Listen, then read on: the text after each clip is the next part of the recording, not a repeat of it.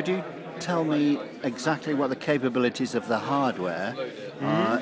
It acts as a controller, as you explained, but does it have any software associated specifically with the hardware, or functions that are specific to the hardware? Well, the hardware and the software are very tightly integrated. So the hardware is not. A few people see it and they think, oh, so it's a door controller, but it's not. It's not a generic controller. It's a dedicated controller for the Console 1 system. So all the aspects and functions of the Console 1 system are controlled from this specific hardware. So track selection, any settings to the EQ, gate, compressor or distortion is made from here. And I noticed that it's got EQ and compressor. Are they dedicated, or are they software assignable controls? This is what you get when you buy the system is our model of the SSL 4000E.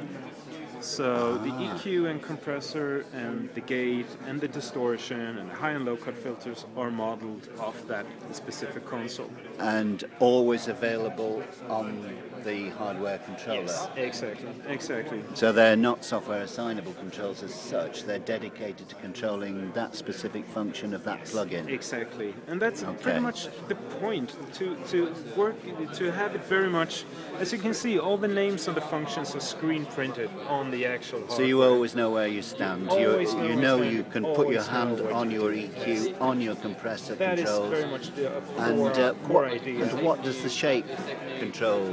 The shape is a combination of a gate and equalizer. So up here you have the gate. I'll just turn it on. This sets the gate threshold. This sets the gate release time. And here you flip between a hard gate or an expander. Oh, that's kind of dynamic shaping the dynamics, as it were, the kind of ADSR of the dynamic. Precisely. But then we combine that with our own transient shaper, which is very similar in function to the SPL transient designer. So you can get sharper transients or softer, or you can make a sound more sustained or less sustained. So you can make a kick drum go from a tight little disco kick to a Led Zeppelin type of boom thing, just by the twist of a knob. So that's obviously not part of the original SSL console. That's something we added in for the fun of it. Okay.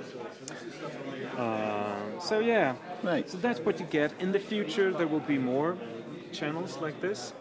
The SSL, we will model other consoles based on whatever people like. And supply them as specific hardware plus software devices? No, they will be available for purchase as a software download that you use together with the same systems. You just load it into the same system. You will have the same window. And you take your chances that most compressors and equalizers will have a similar set of controls. Yes, exactly. So that's where the philosophy may sort of crack up a little bit. Just ever so slightly. There may be some things. And already now, if you have another Softube plugin, you can actually load it into the channel. So there are a few discrepancies like that. But you get a long way. Yes, you do. It gives you a fair bit of hardware control for most. And if you think it's no, I don't want to mess with buttons that are where the screen print actually doesn't correspond to what it does.